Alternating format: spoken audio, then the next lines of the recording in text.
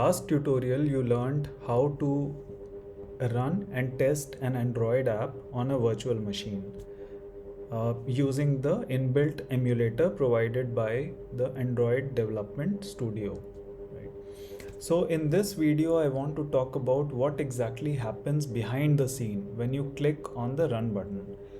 So let me walk you through the steps. Now when you click on run, the Kotlin files that you have created, those get converted to bytecode. And from this bytecode, an APK file is generated, which is nothing but Android application package. Okay. And it's similar to like zip or jar that you may be familiar with, just a packaged version of your code.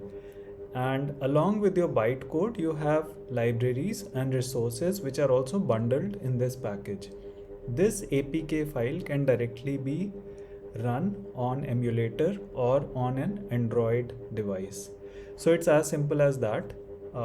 Behind the scene, an APK file is generated and this APK is used to run the mobile app. I guess now you have a better picture of what is happening behind the scene.